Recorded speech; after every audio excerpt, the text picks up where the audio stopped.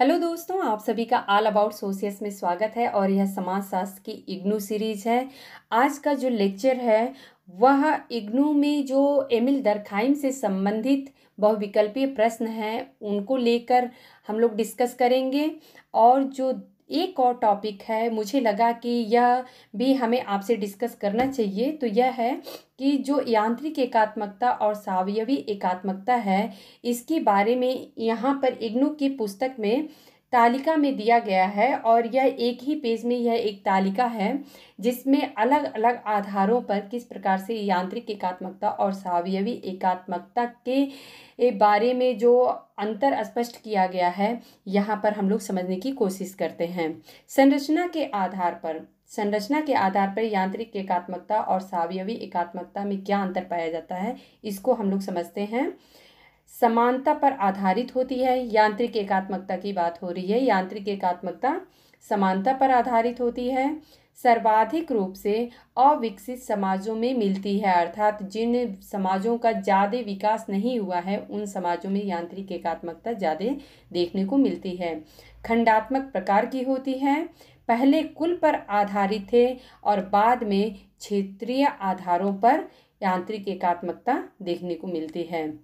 परस्पर आश्रिता की मात्रा जो होती है वह कम होती है, अर्थात जो एक दूसरे पे लोग निर्भर रहते थे, आश्रित रहते थे, वह यांत्रिक एकात्मकता में कम पाई जाती है। सामाजिक संबंध जो है वह सापेक्षित रूप से दुर्बल होते हैं, क्योंकि एक दूसरे पर जब आश्रिता कम हो जाएगी तो जो सामाजिक संबंध है वह भी काफ़ी दुर्बल होता है। सापेक्षित रूप से जनसंख्या का कम आयतन पाया जाता है। एक क्षेत्र विशेष में काफ़ी कम लोग वहाँ पर निवास करते हैं। सापेक्षित रूप से भौतिक व नैतिक घनत्व भी कम पाया जाता है। तो यह तो संरचना के आधार पर यांत्रिक एकात्मकता के लक्षण थे। सावयवी एकात्मकता में वहीं पर यह श्रम विभाजन पर आधारित होती है। सर्वाधिक रूप से अधिक विकसित समाजों में मिलती है। जटिल प्रकार की होती है।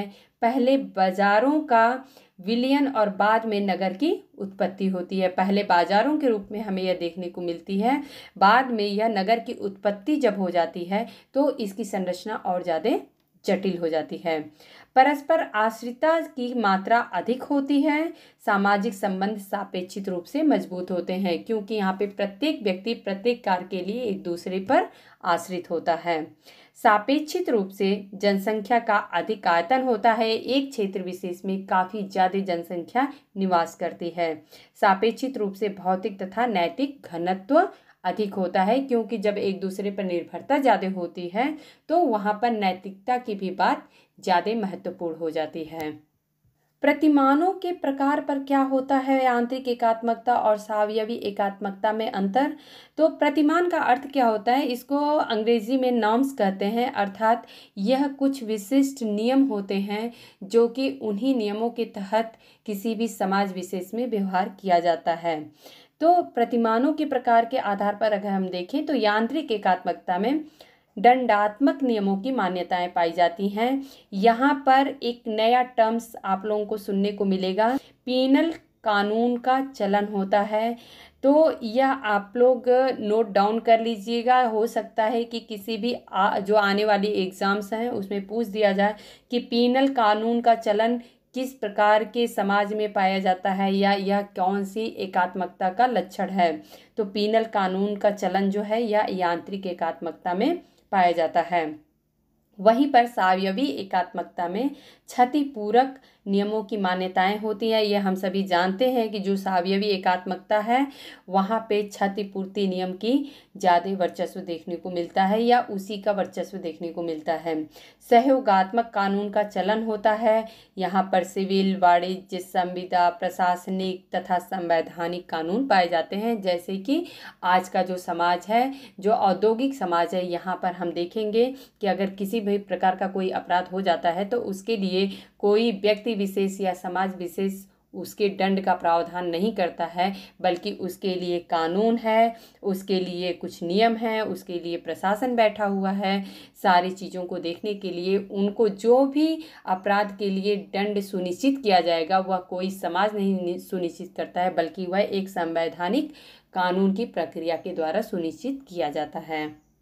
अब यहाँ पर सामूहिक चेतना के लक्षण के आधार पर जो सामूहिक चेतना होती है अर्थात सभी में जो एक जैसी चेतना पाई जाती है उसके लक्षण के आधार पर देखना है तो प्रारूप अर्थात उसका बाहरी रूप कैसा होता है सामूहिक चेतना का, उसके आधार पर उच्च आयतन पाया जाता है, इसमें उच्च तीव्रता पाई जाती है, उच्च निश्चितता होती है और पूर्ण रूपेण सामूहिक सत्ता होती है। अर्थात यहाँ पर सामूहिक सत्ता का वर्चस्व देखने को मिलता है किसमें, यांत्रिक एकात्मकता में। वहीं पर सावयवी एकात्मकता में निम्न आयतन होता है, निम्न तीव्रता होती है, निम्न निश्चितता होती है और व्यक्ति के आत्म प्रयास व विचार के लिए अधिक अवसर होता है। अर्थात जो सावयवी एकात्मकता का समाज है उसमें प्रत्येक व्यक्ति को यह स्वतंत्रता होती है कि वह किस प्रकार से अपने खुद के विचार को अपने प्रयोग में ला सके, किस प्रकार से वह अपना जीवन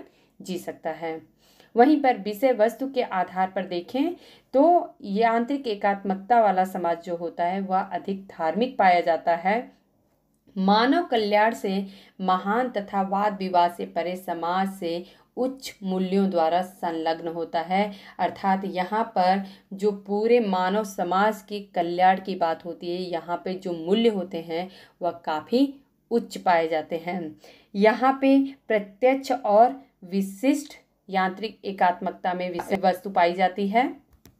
इसका क्या अर्थ है कि यह डायरेक्ट होता है, अर्थात हमें यह दिखाई देता है और हर समाज का अपना कुछ विशिष्ट जो कैरेक्टरिस्टिक है या लक्षण है वह पाए जाते हैं। वहीं पर विषय वस्तु के आधार पर अगर सावयवी एकात्मकता की बात करें तो वहाँ पर धर्मनिरपेक्ष तथा मानवता पर आधारित एकात्मकता पाई जाती है। मानव कल्याण से संबंधित तथा वाद विवाद हेतु स्वतंत्र व्यक्ति की अस्मिता उच्च मूल्यों से संलग्न होती है। समान अवसर पाए जाते हैं। कार्य आचरण तथा सामाजिक न्याय सैद्धांतिक एवं सामान्य होते हैं। तो इस प्रकार से हम लोगों ने यांत्रिक एकात्मकता और सावयवी एकात्मकता के बीच में जो अंतर यहाँ पर देखा, स्पष्ट रूप से अलग अलग आधार पे, संरचना के आधार पर, प्रतिमानों के प्रकार के आधार पे या सामूहिक चेतना के लक्षण के आधार पे। तो आप लोगों को उम्मीद है कि यह अच्छे से समझ में आ चुका होगा, क्योंकि इन्हीं टॉपिक्स को इसके पहले के लेक्चर में हम लोगों ने बहुत ही डिटेल से समझा था, इसलिए इसको मैं फिर से एक बार बहुत ज़्यादा लंबा नहीं करना चाहती हूँ। आप लोग यह पहले ही बहुत ज़्यादा डिटेल में समझ चुके हैं।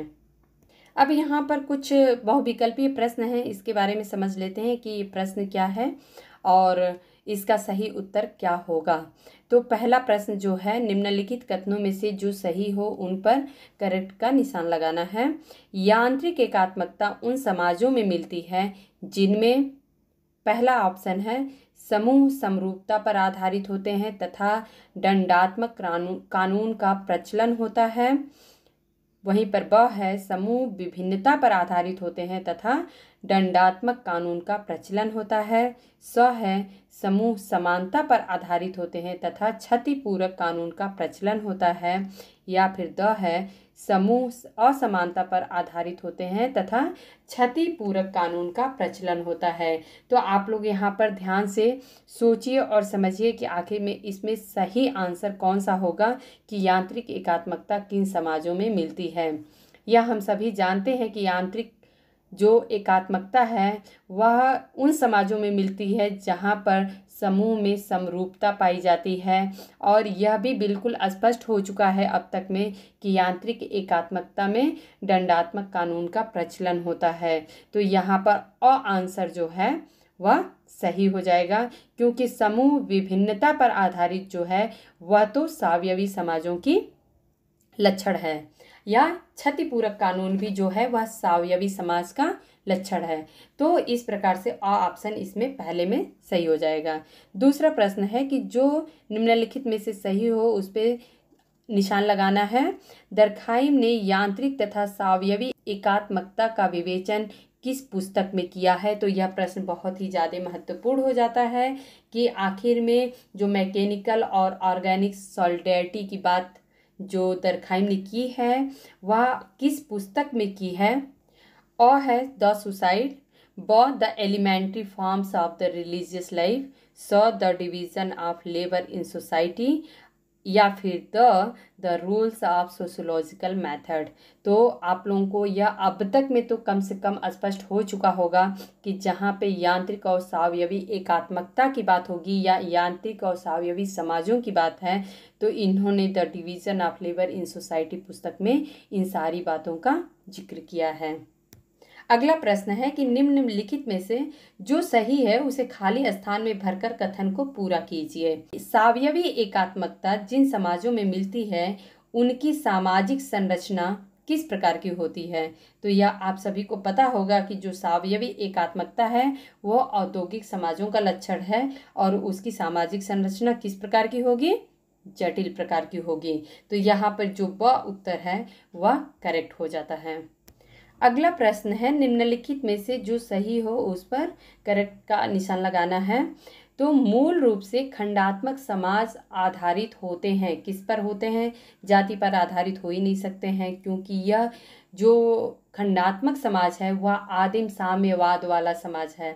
तो वर्ण पे भी आधारित नहीं होगा, प्रजाति पर भी आधारित नहीं होगा, अर्थात यह कुल पर आधारित समाज होगा। तो अगला प्रश्न है कि निम्नलिखित में से जो सही है उस पर करेक्ट का निशान लगाना है। दंडात्मक कानूनों का उद्देश्य आखिर में क्या होता है? जो दंडात्मक कानून होते हैं उनका उद्देश्य क्या होता है? तो अ है व्यक्तियों को अधिक स्वतंत्रता देना था, ब है समाज को विभाजित करने का था, या फिर स है अविकसित समाजों में सामूहिक इच्छा व अथवा सामूहिक चेतना के विरुद्ध कार्यों को रोक कर एकात्मकता प्रदान करना, या फिर द है समाज में श्रम विभाजन करने का था। तो दंडात्मक कानून का उद्देश्य, या आप सभी को पता है कि जो दंडात्मक कानून है यह आदिम साम्यवाद वाले समाज में पाया जाता है या खंडात्मक समाज में पाया जाता है। तो वहाँ पर इन कानूनों का जो उद्देश्य था वह यह था कि अविकसित समाजों में सामूहिक इच्छा अथवा सामूहिक चेतना के विरुद्ध कार्यों को रोककर एकात्मकता प्रदान करना था। यह पहले ही हम लोग चर्चा कर चुके हैं कि अगर कोई जो आदिम समाज थे उसमें अगर कोई अपराध किया जाता था तो उसमें दंड का प्रावधान पूरा समाज एकजुट होकर और निर्णय लेता था कि किस प्रकार का दंड दिया जाएगा।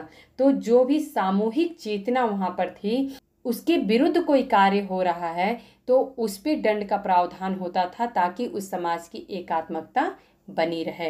तो उम्मीद है कि आप लोगों को आज का लेक्चर अच्छे से समझ में आ गया होगा, और फिर भी अगर दरखाइन से संबंधित कुछ और भी कन्फ्यूज़न हो सकता है आप लोगों के पास तो हमें कमेंट करके ज़रूर बताइएगा। आप लोग बस ऐसे ही पढ़ते रहिए, हमारे साथ जुड़े रहिए। धन्यवाद।